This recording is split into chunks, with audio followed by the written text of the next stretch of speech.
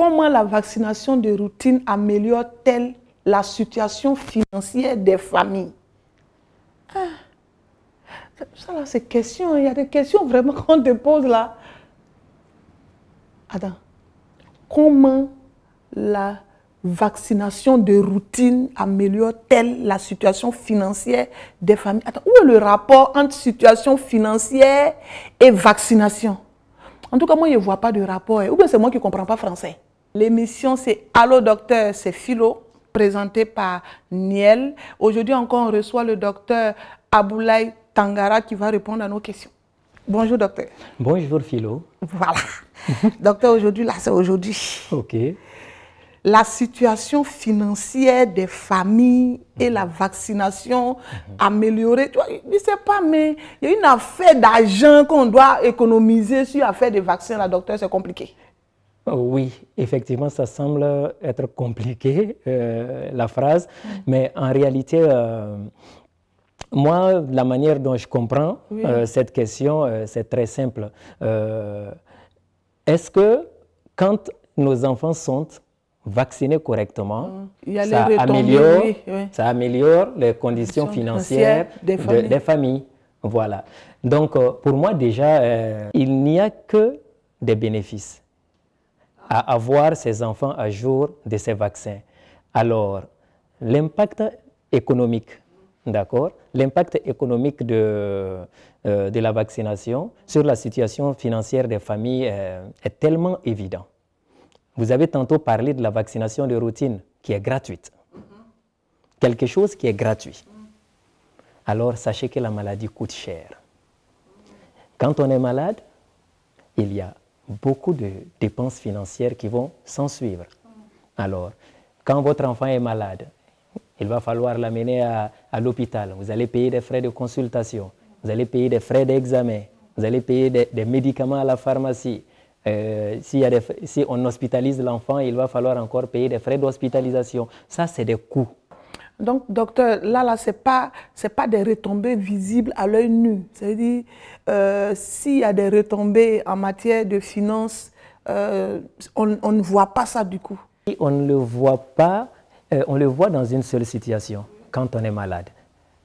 Quand l'enfant est malade, alors, et que les dépenses commencent, c'est là qu'on se rend compte en fait que on avait de l'argent qui était économisé. Si on avait vraiment vacciné ces enfants-là contre ces maladies-là. Voilà. En réalité, comme je le disais, la maladie coûte toujours cher. Voilà. C'est quand on est malade que les dépenses viennent. Et rares sont ces familles, en Afrique, ici au Burkina particulièrement, qui ont des lignes budgétaires santé. Voilà.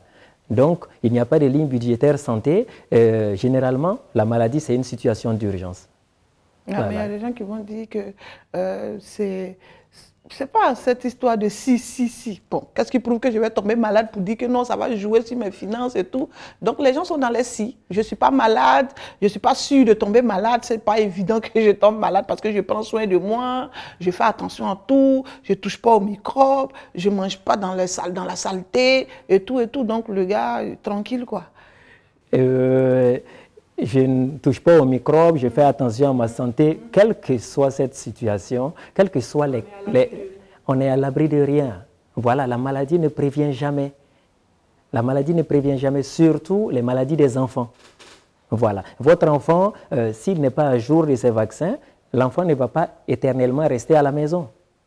L'enfant, en grandissant, va aller à l'école, va se frotter à d'autres enfants.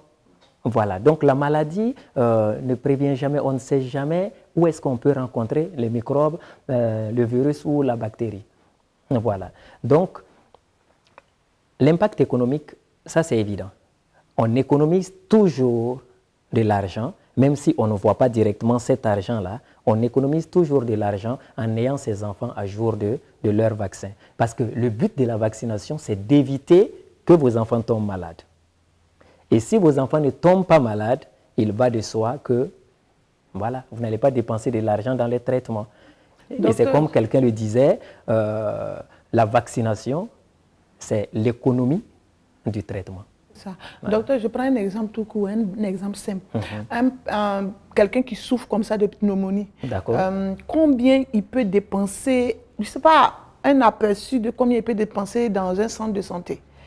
Alors, quand votre enfant est atteint de pneumonie, parce que votre enfant vous n'avez pas été rigoureux par rapport au calendrier vaccinal, votre enfant n'est pas vacciné, parce qu'il faut dire que la pneumonie, déjà, c'est une maladie qui est évitable par la vaccination, et ce vaccin fait partie des vaccins de routine. Alors, si votre enfant est malade, on peut faire une estimation, hein. On peut faire une estimation rapide et vous allez voir que la maladie coûte toujours cher. Une consultation, ça va vous coûter entre 2 000 et 3 000. Les frais d'examen vont coûter peut-être 40 000, 50 000.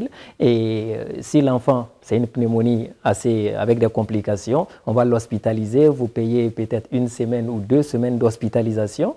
Alors, il faut compter les frais également des examens paracliniques comme la radiographie pulmonaire.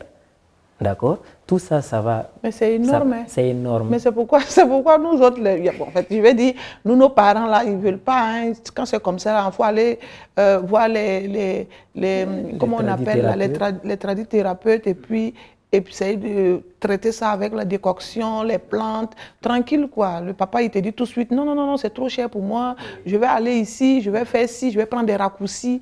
Donc, le gars, vraiment, jusqu'à présent, je vois que les parents ne s'inquiètent pas vraiment. Donc, vous voyez, en réalité, une fois que la maladie est là,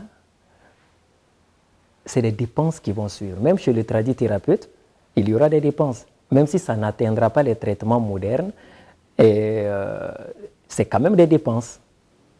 Mais dites-moi, Philomène, pourquoi s'exposer à des dépenses financières si, gratuitement, on peut éviter cette situation? Bon, ok, dites-moi, docteur. Et là, on ne voit que les problèmes financiers.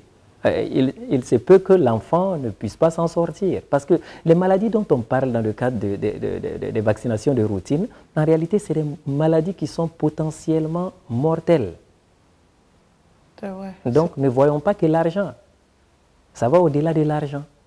Mais aujourd'hui, c'est compliqué de convaincre un parent de dire que non, il faut faire ci pour éviter ça ou ça. Dis non, c'est pour ça que je protège mon enfant, c'est pour ça que je fais attention autour de moi, mes enfants ne font pas ci, mes enfants ne vont pas là-bas. C'est pour éviter tout ça. Alors que vous êtes en train de dire que non, il faut que le parent aille vacciner l'enfant pour protéger de tout ça, que nul n'est à l'abri de rien du tout, bien malgré sûr. Le fait que non, tu sois dans la propriété. Bien sûr. Tu peux vivre dans la propriété du 1er au 31 tous les jours, mais tu n'es pas à l'abri d'un danger. Personne n'est à l'abri d'une maladie, d'une infection. Personne. Voici, ce n'est pas des conditions d'hygiène qui ont fait qu'on a échappé au coronavirus. Ouais. Voilà. Tant qu'on est appelé à se frotter, tant qu'on est appelé à rencontrer de nouvelles personnes, on est susceptible de prendre des germes. Bon, on dit voilà. Et les enfants sont plus fragiles. Oui, il y a des vaccins contre la grippe, c'est-à-dire les gens qui sont tout le temps enrhumés, tout le temps en train de se plaindre et tout. Il y a des vaccins contre ça. Ah, oui. Mais maintenant, moi, je me dis, si toujours je prends ma tlatoche et puis je mets dans mes narines à chaque fois, je peux me protéger de la grippe sans toutefois me faire vacciner. Ou bien, je ne sais pas, il y a plein de choses qu'on peut faire naturellement comme ça à la maison et puis éviter de se faire vacciner. En réalité, tout ce que vous faites à la maison, c'est juste pour soulager les symptômes. C'est pour soulager les symptômes. Quand on dit qu'il y a un vaccin qui protège contre la grippe, c'est d'ailleurs un vaccin qui se fait de façon annuelle. Et il faut rappeler ça chaque année, parce que chaque année, les laboratoires vont voir les germes les plus responsables, d'accord, les germes les plus répandus pour fabriquer le vaccin. D'accord? Alors, ce n'est pas parce qu'on a du matélatome à la maison qu'on ne peut pas faire sa grippe. Vous allez rencontrer le germe. Là, il faut que vous compreniez en fait, le but de la vaccination, c'est de prévenir la maladie pour que vous ne tombiez pas malade. Donc, et si cela est fait gratuitement, pourquoi ne pas le faire? Ouais. Pourquoi l'être humain, c'est ça que je n'arrive pas à comprendre, pourquoi l'être humain veut toujours traverser une situation difficile qui peut aller jusqu'à de l'autre côté. Alors si on n'a pas vu, là, on ne croit pas. Voilà. Tant qu'on ne voit pas, on ne croit Oui. pas. Même les gens disent, les gens font la méningite, les gens font telle ou telle maladie. Moi, je n'ai jamais vu une personne qui fait la méningite, par exemple. Donc, quand on parle de méningite, tu te dis, ah, est-ce que ça là même, ça existe même? Tu vois, il y a des choses comme ça que tout le monde, dans sa pensée, est là et puis il a une vision, tu vois. C'est ça. C'est ça. En fait, et ça se comprend aisément parce que ce n'est pas votre quotidien de venir à l'hôpital. Nous partageons, notre quotidien, nous le partageons avec des malades. Alors, on voit des situations. On voit des situations très souvent qui entraînent des dépenses insoutenables pour certaines familles. L'enfant est malade, il amène l'enfant à l'hôpital, il n'a même pas de quoi payer les frais de consultation, des frais d'examen et des frais d'hospitalisation. Donc, ça va l'amener à aller emprunter de l'argent chez le voisin ou quelque chose comme ça. Et après, c'est un cercle vicieux. Et le constat a été fait que c'est généralement les familles même qui ont une situation économique et financière précaire qui ont la plus faible couverture vaccinale. Ça va créer un cercle vicieux. Vous n'avez pas suffisamment de moyens financiers. La vaccination est subventionnée et est faite gratuitement. Vous ne faites pas de vaccin. Les enfants tombent malades. Vous n'avez pas d'argent pour les soigner. Et on dit, ben, on s'en remet à Dieu. Docteur, dites-nous, un parent qui s'occupe de son enfant, qui fait tous ces vaccins, les vaccins de routine et tout, combien est-ce qu'il pourrait dépenser comme ça, je veux dire, tous les jours dans la foulée? Vous voyez, c'est ça qui est souvent incompréhensible, d'accord? Et chez nous, les agents de santé, la vaccination de routine est subventionnée et est faite gratuitement. Gratuitement. Et quand on dit que quelque chose est gratuit, il faut toujours savoir qu'il y a quelqu'un qui supporte les coûts quelque part. Voilà. Donc, en fait, l'État et ses bailleurs de fonds, ses partenaires techniques et financiers dépensent des milliards chaque année pour que les enfants de notre pays puissent être mis à l'abri de 13 maladies différentes. Voilà. Donc, ça ne coûte rien, c'est gratuit. La vaccination de routine est entièrement gratuite. Si ce n'est pas que, on va dire que le parent va prendre son enfant, l'amener à l'hôpital, il va dépenser peut-être de l'argent pour mettre du carburant, sinon c'est entièrement gratuit. Mais que le parent ne dépense rien, il suffit de prendre l'enfant seulement, envoyer dans un centre de santé, juste pour le faire vacciner. Juste pour le faire vacciner, et le coût est supporté en réalité par l'État et les bailleurs de fonds. Mais si je n'ai pas moyen de déplacement, souvent s'il y a des parents qui disent « Ah, je n'ai pas de moyen de déplacement, je n'ai pas l'argent pour envoyer mon enfant à l'hôpital, je vais faire comment ?» Tu vois, il y a des parents qui se plaignent de tout, de tout ça. Bon, je ne sais pas. Hein. C'est difficile, mais il faut dire que c'est la raison pour laquelle d'ailleurs, vous voyez que souvent, quand il y a des situations d'urgence, l'État n'attend pas. Vous voyez souvent qu'il y a des agents vaccinateurs qui font du porte-à-porte. Voilà. Tout ça, c'est pour éviter que des enfants puissent échapper à la vaccination. Et même dans la vaccination de routine, dans certains villages, il y a ce qu'on appelle la stratégie avancée. Ça veut dire qu'on n'attend pas, il y a un agent de santé qui va prendre les vaccins, qui va aller au fond, d'accord, qui va parcourir des kilomètres pour pouvoir aller retrouver des populations d'un village, d'accord, pour pouvoir vacciner leurs enfants. Mais le jour que les agents là n'arrivent pas à aller vers les enfants, là, oui. C'est pas mieux. L'État va voter un budget pour nous partager et puis on va envoyer les enfants là. Ça aussi, c'est pas possible. Non, mais si eux-mêmes ils se déplacent pour venir, il y a des moments où ils ne peuvent pas. Hein. Souvent, ils vont dire non, on n'a pas pu réunir les agents, un truc comme ça. Par exemple, pour partager les moustiquaires imprégnés là. Ça aussi, souvent, c'est eux-mêmes qui se promènent pour nous recenser. Souvent, on dit non, les gens même n'ont qu'à se déplacer pour aller se recenser. Même avec ça, il y a des gens qui ne vont pas. Oui. Donc, il faut qu'on trouve solution. Nous, on est assis là, la société, seulement on regarde. Oui, l'État fait beaucoup d'efforts déjà en dépensant des milliards pour pouvoir acquérir les vaccins. Et les agents de santé. Les vaccins, on n'a pas dit qu'on nous donne ça gratuitement. Les vaccins, il y a une part. L'État a une part qui est payé. Et les bailleurs de fonds tels que l'Alliance Gavi et autres également contribuent. Ça veut dire qu'on nous aide à payer, mais il y a une part quand même contributive de la part de l'État. Voilà.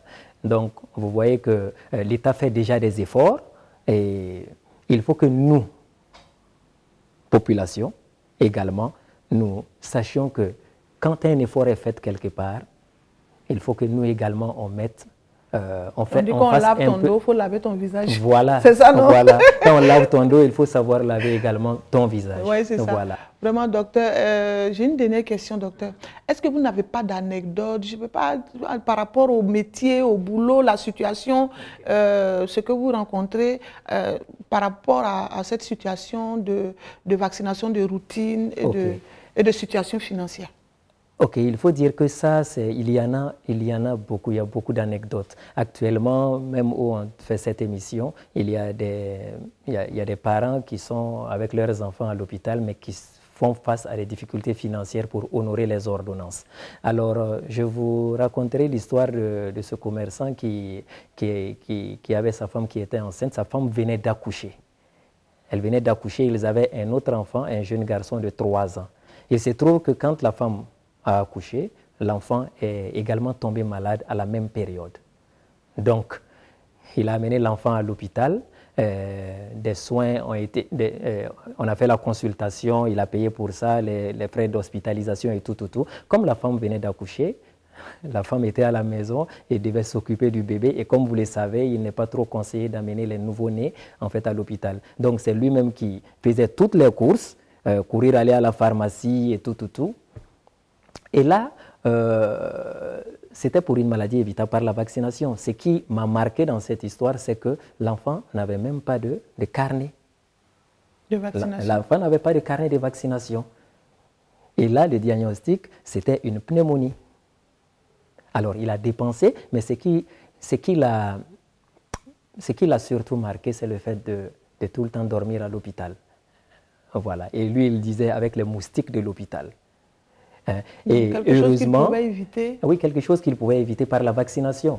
Et heureusement, on a pu traiter son enfant. Et après une semaine d'hospitalisation, le jour qu'il partait, voilà ce qu'il m'a dit. Quand je lui ai expliqué le bienfait, le bien fondé de mettre les enfants à jour de leur vaccin, il m'a dit de ne même pas m'inquiéter. Parce que lui, ce qu'il a vécu ici à l'hôpital, lui l'a cette fois-ci compris. Et que l'enfant qui vient de naître là, c'est lui-même qui va porter l'enfant au dos pour aller faire la vaccination. En tout cas, il a bien compris. Voilà, donc voilà, la vaccination permet toujours de mettre nos enfants à l'abri. Voilà. Et quand les enfants tombent malades, il y a des dépenses. D'accord, il y a beaucoup de dépenses financières derrière. Il n'y a pas que des dépenses financières, il y a la dépense physique qui est là, d'accord. Et il y a certaines personnes qui travaillent au quotidien.